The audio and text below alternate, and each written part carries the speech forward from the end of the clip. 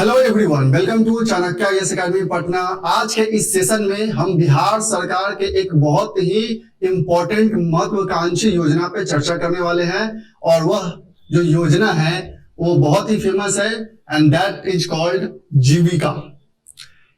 यह जब योजना बिहार सरकार ने स्टार्ट किया था तो इसका जो सबसे मेन मकसद था कि जो रूरल एरियाज है उनका ट्रांसफॉर्मेशन करना। स्पेशली यह जो योजना था जो महिला थी उन्हें टारगेट करके यह योजना स्टार्ट किया गया था कि रूरल एरियाज में जो महिलाएं हैं उन्हें कैसे इंडिपेंडेंट बनाया जाए और कैसे उन्हें फाइनेंशियली और इकोनॉमिकली स्ट्रांग किया जाए और ताकि वो अपना कंट्रीब्यूशन दे सके इकोनॉमी में।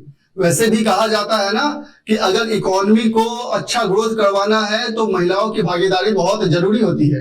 इसे सुनिश्चित करने के लिए बिहार सरकार ने इस जीविका योजना को लागू किया था। इनिशियली जब यह स्टार्ट हुआ था तो इसका जो मेन फोकस था कि महिलाओं को इंडिपेंडेंट करे और उन्हें रोजगार की सुविधाएं उपलब्ध कराए।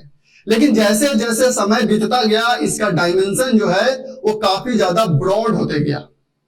अब महिलाओं को सिर्फ रोजगार देना ही मकसद नहीं रह गया था।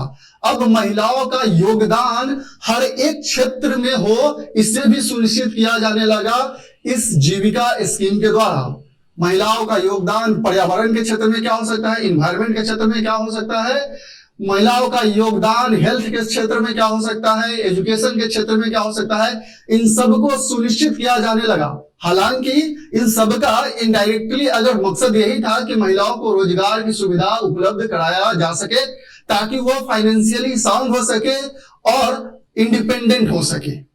यह योजना जब लागू किया गया था उसके बाद इसमें बहुत सारे जो सब स्कीम्स है इसमें ऐड किए गए।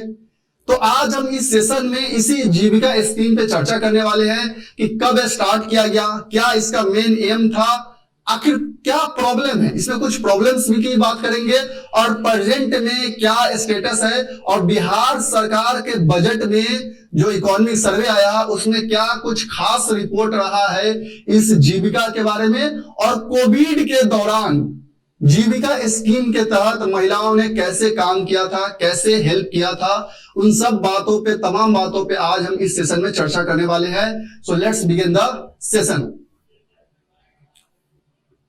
जीविका स्कीम, सबसे पहले बात आती है कि what is this scheme, what is Jeevika scheme. तो बेसिकली यह एक स्कीम था। Jeevika is very helpful for those women in rural areas of Bihar who do not have any means of income.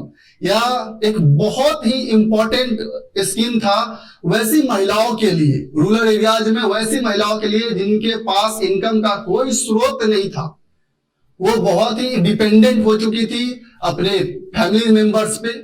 तो इन्हीं को ध्यान में रख के बिहार सरकार ने इसे लॉन्च किया था कि कैसे महिलाओं को फाइनेंशियली इंडिपेंडेंट बनाया जा सके। This scheme is running in all 534 blocks of 38 districts. Bihar के 38 डिस्ट्रिक्ट के 534 ब्लॉक में यह जो स्कीम है अभी रन कर रहा है। और this Jeevika scheme, under Jeevika a poor women are first selected who do not have any means of income. A help group is formed of 10 to 12 such women so that they can join for some work. अब इसके तहत होता क्या है actually में, इसमें self help groups बनाए जाते हैं। सेल्फ हेल्प ग्रुप्स बनाए जाते हैं जिस ग्रुप में मैक्सिमम 10 से 12 महिलाएं होती हैं ताकि वह एक ग्रुप बनाया जाए और उनके लिए इनकम का स्रोत अख्तियार किया जाए।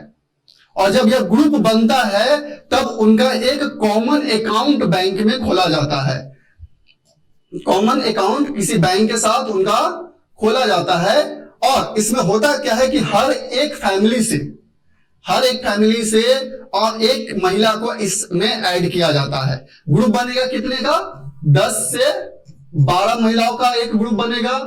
अब इनका क्या होगा कि एक ऑन एन एवरेज क्या होता है, इसमें हर फैमिली से एक महिला को लिया जाता है। और ऐसा रिपोर्ट में बताया गया है, बहुत सारी एनएफएचएस के रिपोर्ट में भी बताया गया है कि बिहार में हर फैमिली में ऑन एन एवरेज 5 मेंबर्स होते हैं।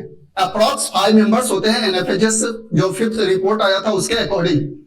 इन this way about half of the state population is link to the Jeevika yojana. और इसके तहत कि हर परिवार में एटलीस्ट 5 मेंबर है और हर परिवार से एक महिलाओं को जोड़ना है, तो इस तरीके से जीविका में लगभग जो टोटल पॉपुलेशन है उसका हाफ ऑफ पॉपुलेशन इस जीविका योजना से लिंक्ड हो सकता है।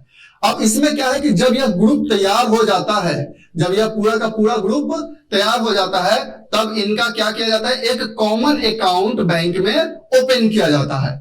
And in this way about 60% of rural population is directly link to जीविका।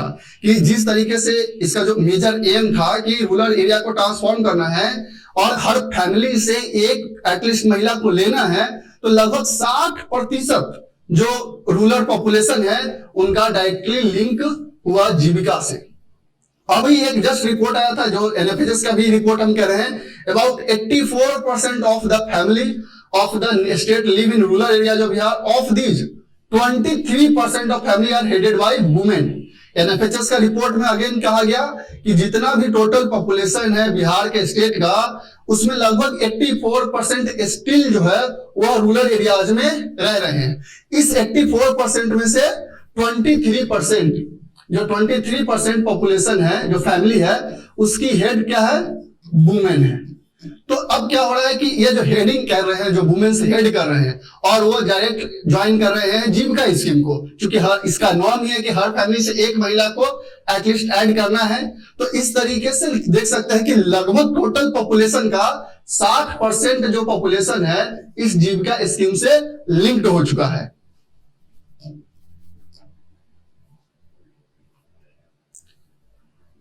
अब जैसा कि मैंने आपको बताया कि जब 10 से 12 महिलाओं का एक ग्रुप तैयार हो जाता है, सेल्फ हेल्प ग्रुप, अब क्या किया जाता है, इन 10 से 12 महिलाओं का एक कॉमन बैंक अकाउंट खोला जाता है, बैंक अकाउंट।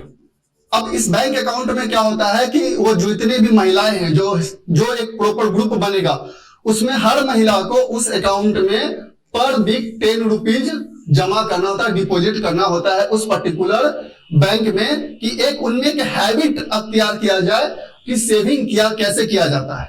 इस सेविंग की हैबिट भी उनमें रखी जाए कि इनकम का पूरा पैसा सीधे उसे एक्सपेंड नहीं कर देना है, उसे सेव भी करना है। तो एक सेविंग जो कह सकते हैं, जो हैबिट उसमें लाने के लिए यह अकाउंट खोला जाता है, और पर वीक हर महिला को 10 रुपए उसमें डिपॉजिट करने हैं।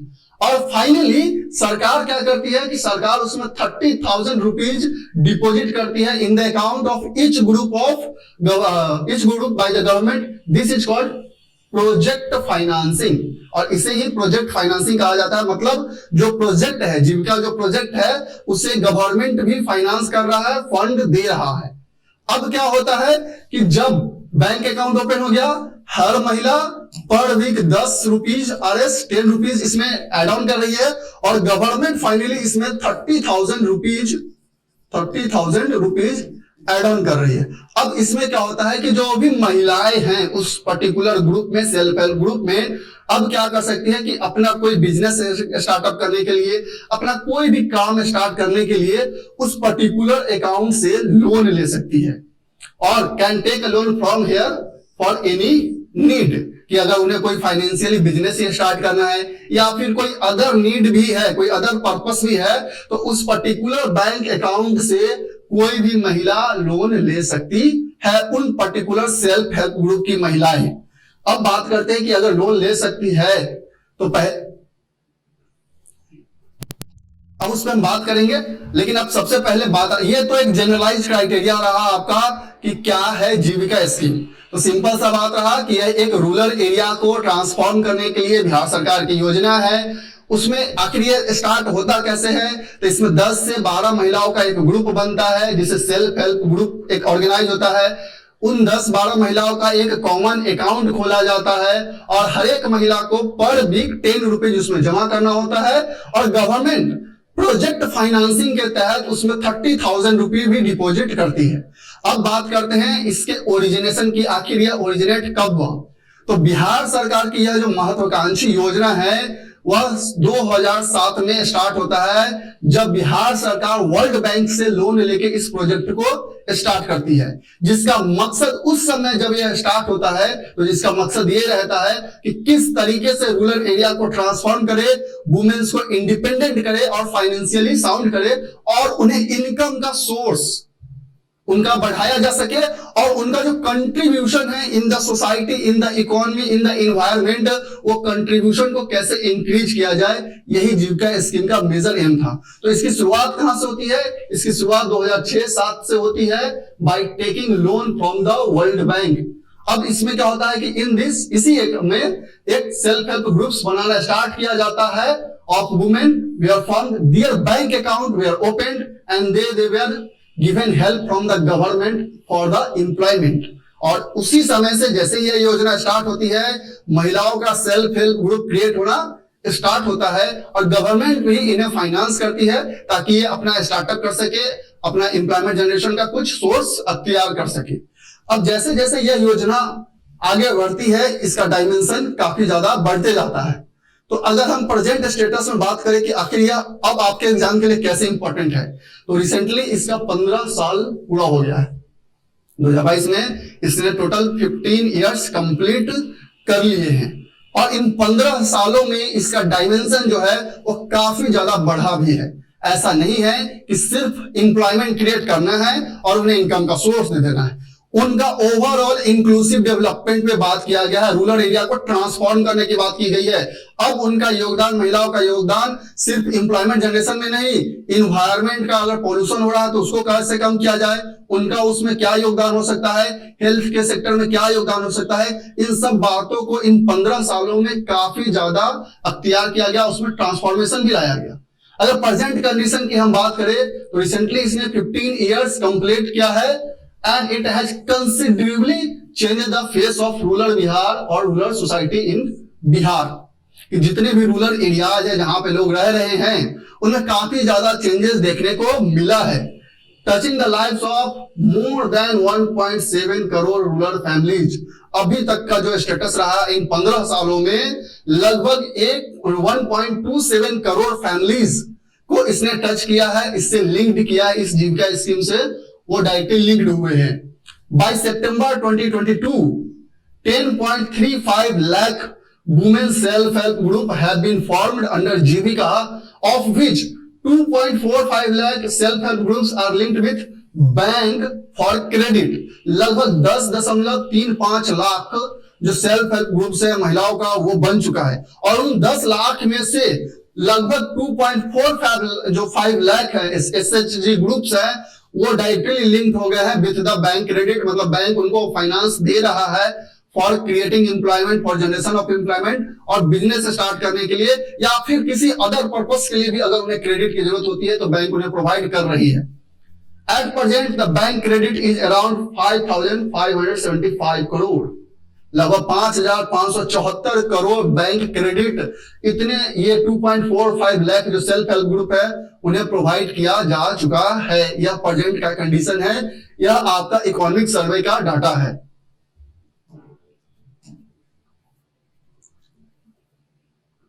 अब प्रेजेंट स्टेटस में जैसा कि मैंने बताया कि इसका डायमेंशन काफी ज्यादा ब्रॉड हो रहा था, इसमें चेंजेस भी लाए जा रहे थे। तो 2022-23 में अगेन इसमें कुछ नए चेंजेस लाए गए।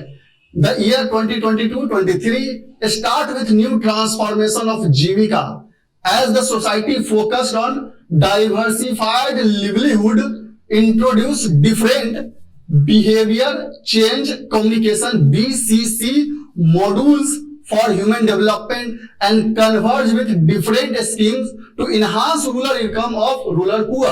अब क्या हुआ कि 2022-23 का जो फाइनेंशियल ईयर था उसमें जीविका में एक कॉन्सेप्ट लाया गया BCC का, बिहेवियर चेंज कम्युनिकेशन। इसके तहत क्या होता था कि बहुत सारे जो भी ग्रुपिंग्स होते थे, जैसे महिलाओं के ग्रुपिंग्स बना के जो भी एजुकेटेड है उनके ग्रुपिंग अवेयरनेस फैलाने के लिए इनका क्या काम हो रहा था कि कैसे अवेयरनेस फैलाया जा सके और उनका डाइवर्सिफिकेशन, अब वो एक ही काम में कंसंट्रेटेड न रहे और उनका क्या कर सकते हैं कि डायमेंशन बढ़ाया जाए ताकि उनका जो रूरल इनकम है उसे बढ़ाया जा सके।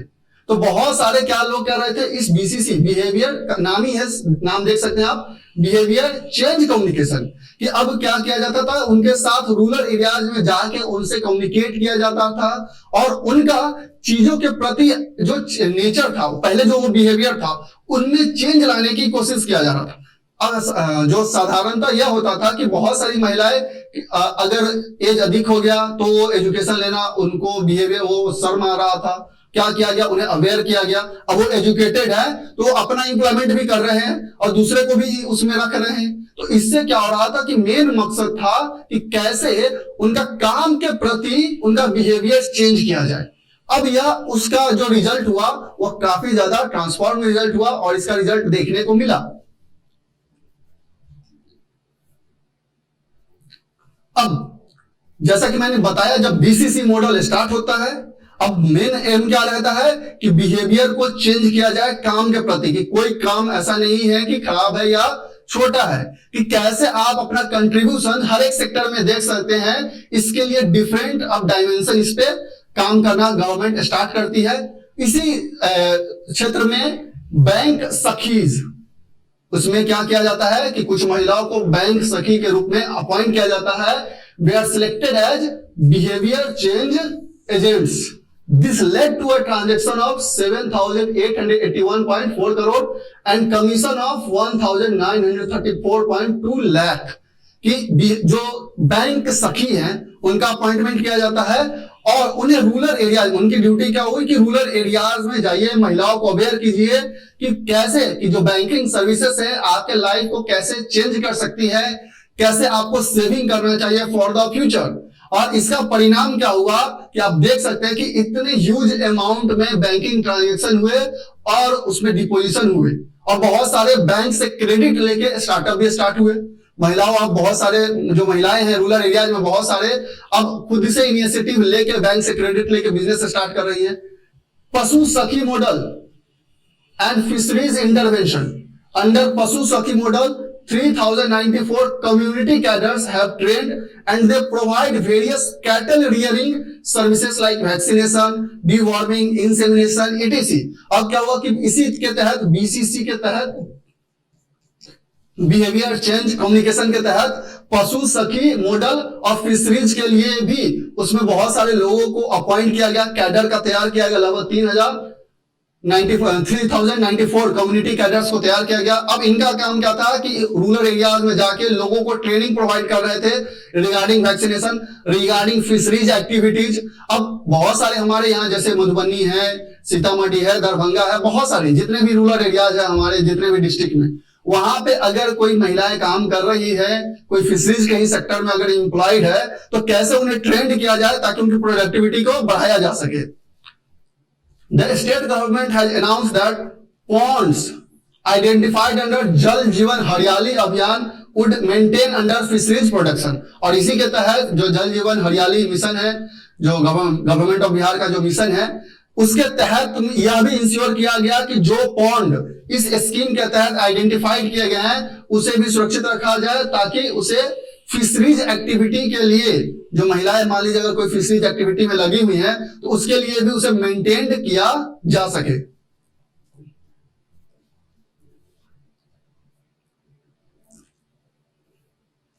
नेक्स्ट मॉडल्स आप देख सकते हैं, दीदी का रसोई, ये बहुत ही फेमस मॉडल है। एक कम्युनिटी रन कैंटीन मॉडल है।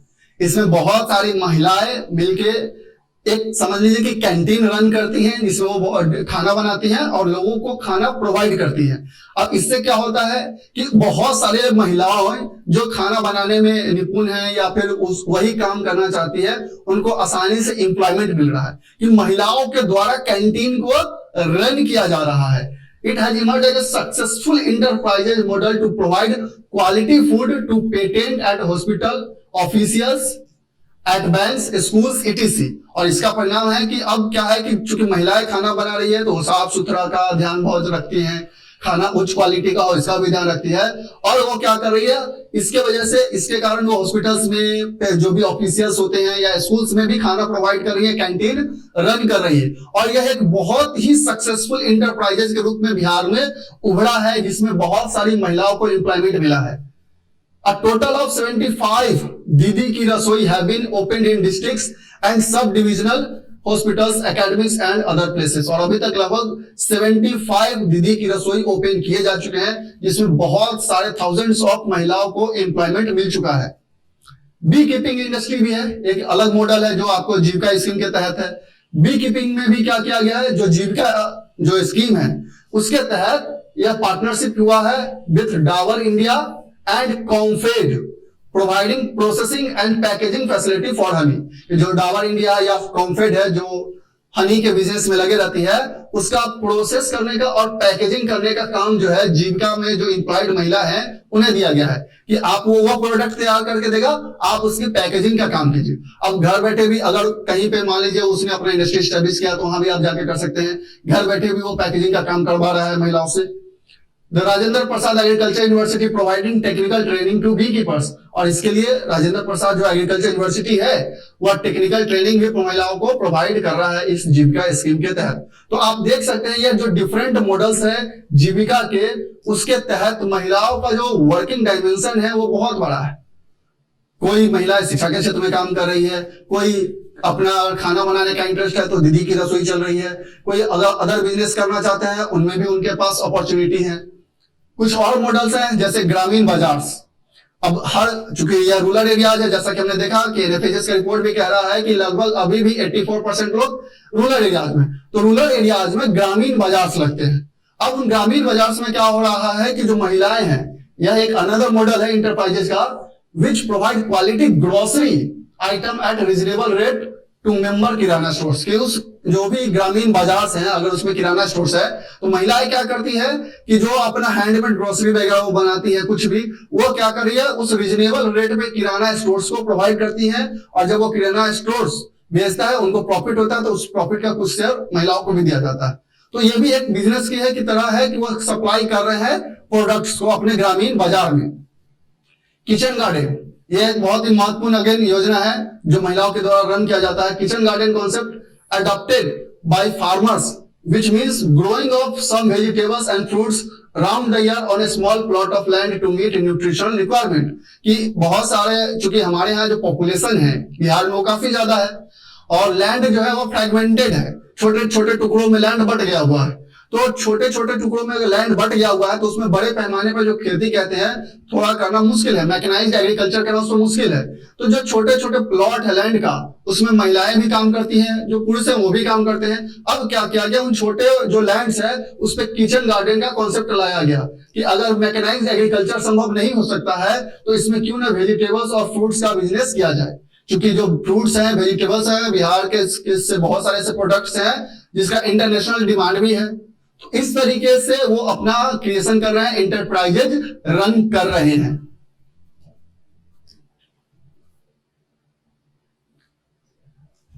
अब बात करते हैं जीविका एंड इन्वायरमेंट का।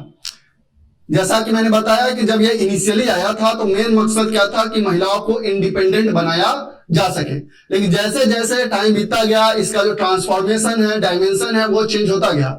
अब महिलाओं का योगदान किस तरीके से पर्यावरण के क्षेत्र में, इन्वायरमेंट के क्षेत्र में किया जाए, इस पे भी जोर दिया जाने लगा और जीविका को लिंक किया गया इन्वायरमेंट से कि कैसे पॉल्यूशन का लेवल को कम किया जाए।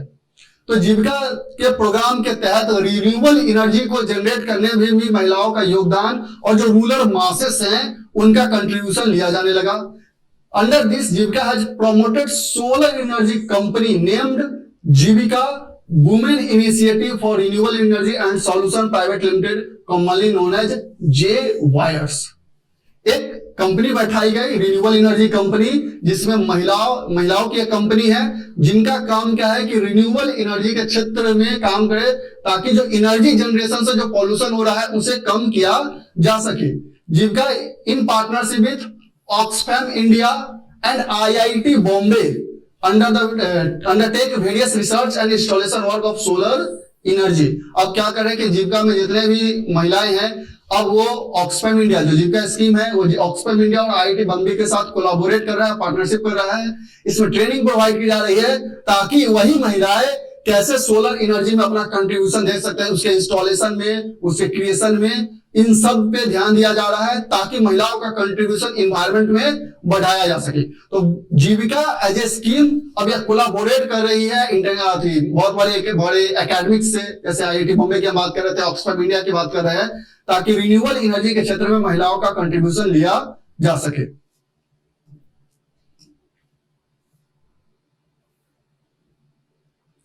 और भी है, जैसे हरित जीविका हरित बिहार कैंपेन। अब क्या है, यह एक कैंपेन है under the department of forest environment and climate change. Jeevika took initiative to provide 1.5 crore saplings to community members focusing on environment conservation. कि अब इस हरित जीविका हरित बिहार कैंपेन के तहत लगभग 1.5 करोड़ जो सैपलिंग्स है, पौधे हैं, वो यहाँ के जीविका कम्युनिटी में जो लोग हैं, मेंबर्स हैं, महिलाएं हैं, उन्हें प्रोवाइड किया गया ताकि उसे वो प्लांट कर सके, ताकि एनवायरनमेंट को कंजर्व किया जा सके, पॉल्यूशन लेवल को कम किया जा सके।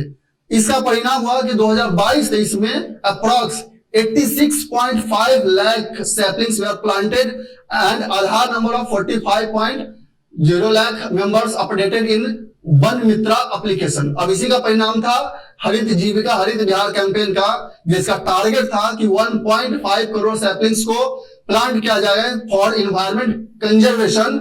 2022-23 में लगभग 86.5 लाख सैपलिंग्स को प्लांट कर दिया गया है। और यह कैसे किया जा रहा है, तो उसके लिए एक एप्लीकेशन है वन मित्र एप्लीकेशन, जिसके थ्रू रजिस्टर किया जाता है। जो भी सैपलिंग्स जिन्होंने प्लांट किया उन्हें आधार नंबर के थ्रू अपडेट करके रजिस्टर किया जाता है। तो ये कुछ डाटा है कि अभी तक लगभग 86.5 सैपलिंग्स प्लांट हो चुके हैं।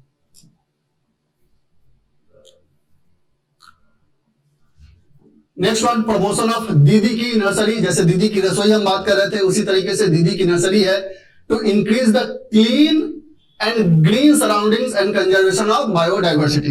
कि इनका क्या काम है कि जो भी सराउंडिंग्स में है, कहीं भी छोटा जगह है, वहां पे किस तरीके से नर्सरी को डेवलप किया जाए, अच्छे पेड़ लगाए जाए जो कि इन्वायरमेंटल पॉइंट ऑफ व्यू से बहुत ज्यादा इंपॉर्टेंट हो। तो मतलब बायोडाइवर्सिटी को कैसे कंजर्व किया जाए और ग्रीनरी को कैसे बढ़ाया जा सके, इनका फोकस एरिया वही है। और ये जाके रूरल एरियाज में जो दीदी की नर्सरी है, जो दीदीज है, जीविका दीदी है, वो जाके रूरल एरियाज में भी महिलाओं को इसके रिगार्डिंग अवेयर करती है।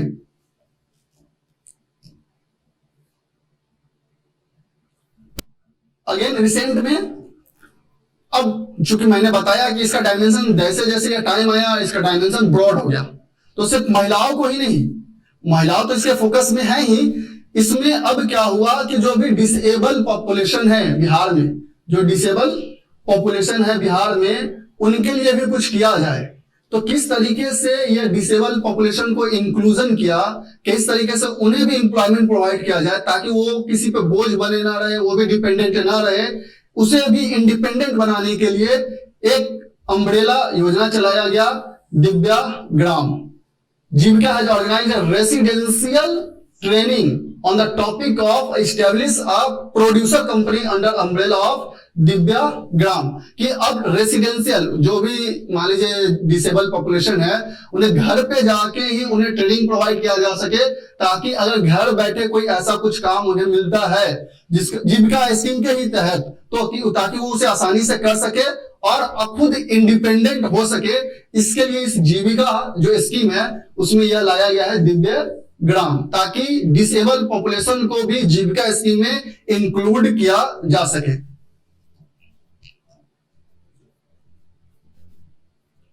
अब जो हम लोग 2 साल तक झेले थे, कोविड का दौर था, जीविका स्कीम उस समय भी काफी ज्यादा एक मेजर रोल प्ले किया था।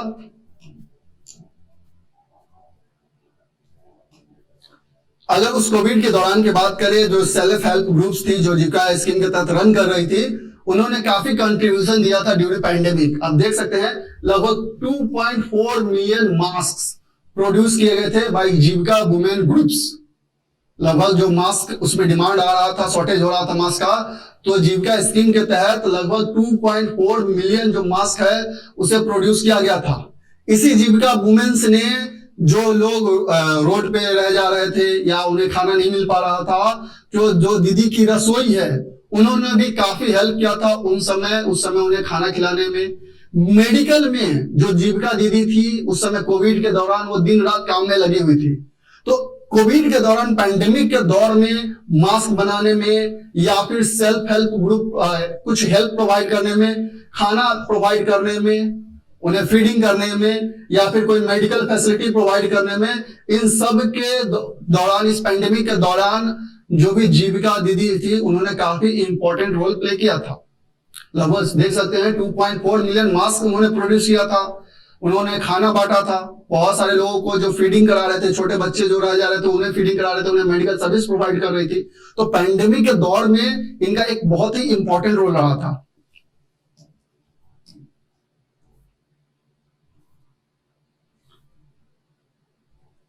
अब बात आती है कि लोन तो मिल रहा है, बैंक से इनको क्रेडिट मिल रहा है, तो लोन चुकाना कितना आसान है इस जीविका स्कीम के तहत। बैंक से हम लोन लेते हैं, हाई रेट ऑफ इंटरेस्ट रहता है, तो लोन चुकाना मुश्किल हो जाता है। तो क्या जीविका स्कीम के तहत लोन चुकाना आसान है? तो हाँ जी, आसान है। जीविका स्कीम के तहत लोन चुकाना काफी आसान है। अब ये चार्ज कितना करता है रेट ऑफ इंटरेस्ट? 1% मंथली, मतलब साल में 12% आपको इंटरेस्ट देना है जो भी आप लोन लीजिएगा उस पे। On the out of this the bank withdraw the money at an interest rate of 7%। आप उसको 12% पे कीजिएगा साल में। इस साल में जो 12% पे कीजिएगा उसमें से बैंक जो लेगा आपको वह 7% ही लेगा, और जो रेस्ट ऑफ द 5% होगा वो आपका जो जीविका ग्रुप का अकाउंट होगा उसमें डिपॉजिट कर दिया जाएगा, so that the expenses running the group can be withdrawn from it, ताकि जो उस ग्रुप को रन करने में जो एक्सपेंसेस लग रहे हैं उसे मेंटेन किया जा सके। तो हर महीने आपको कितना लग रहा है? 1%, मतलब साल में 12%। उस 12% में बैंक लेता है ओनली 7% और 5% चला जाता है उस जीविका अकाउंट में।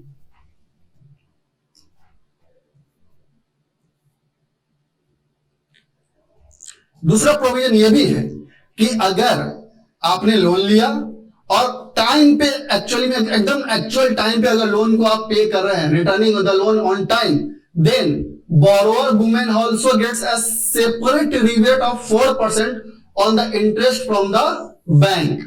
जो महिलाएं लोन ली हैं और एक्चुअल टाइम पे, जो पहले अर्लियर डिसाइडेड था, अगर उन्होंने टाइम पे कर दिया तो उन्हें लगभग 4% का रिबेट भी मिल रहा है। मतलब एक्चुअल में आप बैंक को कितना दे रहे हैं इंटरेस्ट? ओनली 3%। तो अगर मान लीजिए आपने लोन लिया और एकदम टाइम पे कर दिया तो 4% का तो रिबेट मिल गया, तो अल्टीमेटली आपको पे कितना करना पड़ रहा है बैंक को? 3%। In this way basically the bank has to pay only 3% interest in Jeevika. अब बात आती है कि the most important thing in this that more than 98% जो लोन है जो लिया जाता है जीविका स्कीम के तहत वो बैंक को रिटर्न कर दिया जाता है, 98%। तो मतलब इसमें जो एनपीए जो है, एनपीए नॉन परफॉर्मिंग एसेट, जो लोन डिफॉल्ट होने का जो खतरा है वो काफी कम है। NPA of the loan given under this scheme is less than 1%। कि ऐसा नहीं है कि कोई लोन ले लिया है तो वो चुकता नहीं करेगा, इसमें बहुत कम से, चूंकि रेट ऑफ इंटरेस्ट ही बहुत कम है और अगर टाइम पे आप पे कर रहे हैं तो उसमें भी आपको 4% की रिबेट ही मिल रही है, तो एनपीए का क्रिएशन होने का खतरा इसमें बिल्कुल नहीं रह जाता है। अब हम बात करते हैं, ये सारी तो बात हुई जीविका के बारे में, क्या इसमें प्रॉब्लम क्या है? आखिर सबसे बड़ी प्रॉब्लम इसमें जो नजर आता है वह है lack of awareness and lack of education in rural areas. ये स्कीम बहुत लंबे समय से चल रहा है, 15 सालों से चल रहा है। आज भी आप ग्रामीण इलाके में जाएं तो बहुत कम लोगों को इस स्कीम के बारे में पता है, बहुत कम महिलाओं को पता है, उनको इस स्कीम के बारे में अवेयरनेस नहीं है, जिससे उनको इसका फायदा नहीं मिल पा रहा है। एजुकेशन नहीं है उनके पास। अब एजुकेशन जब भी नहीं रहता किसी भी इंसान में, चाहे वो महिला हो या पुरुष हो, तो अगर एजुकेशन की कमी के कारण वो इन सब जो भी स्कीम है उसमें इंटरवेन नहीं करना चाहते, ज्वाइन नहीं करना चाहते, उन्हें लगता है कि आगे चल के क्या होगा, नहीं होगा, फंस जाएंगे। तो लैक ऑफ एजुकेशन और लैक ऑफ अवेयरनेस के कारण यह स्कीम जो है वो 100% सक्सेसफुल नहीं हो पा रही है। जो इंक्लूजन होना चाहिए एक्चुअल में, उतनी महिलाओं का इंक्लूजन इसमें नहीं हो पाया है। लो अमाउंट ऑफ लोन, ये सबसे बड़ा इसमें प्रॉब्लम है।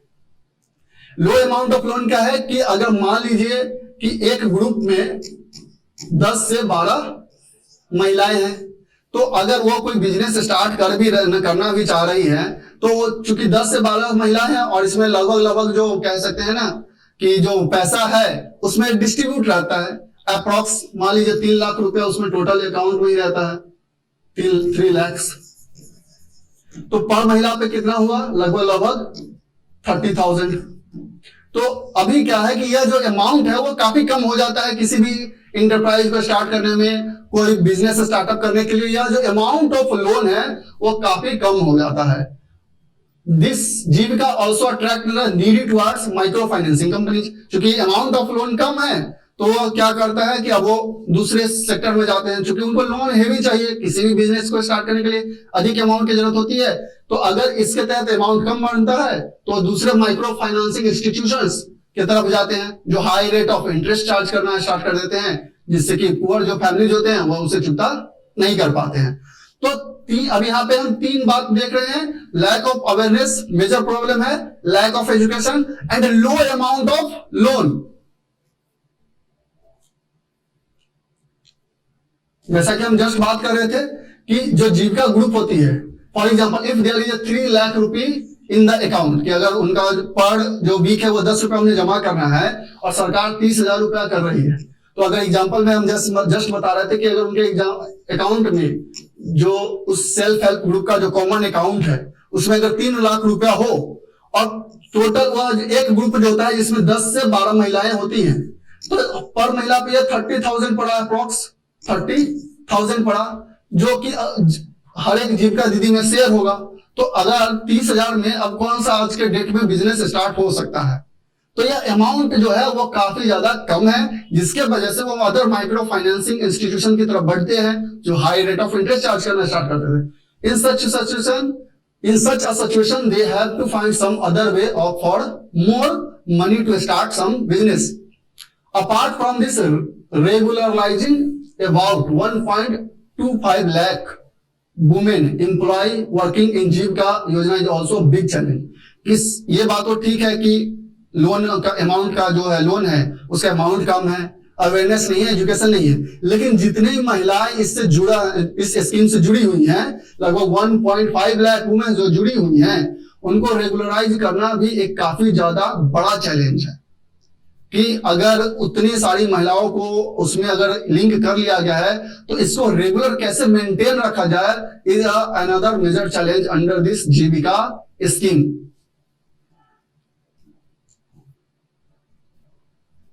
अब वुमेन का प्रॉब्लम इसमें क्या है, वुमेन के साथ 2 प्रॉब्लम मेजर यहां पे क्या आते हैं कि apart from Aadhaar card, the age of women should also be less than 60 years to open a group bank account under Jeevika.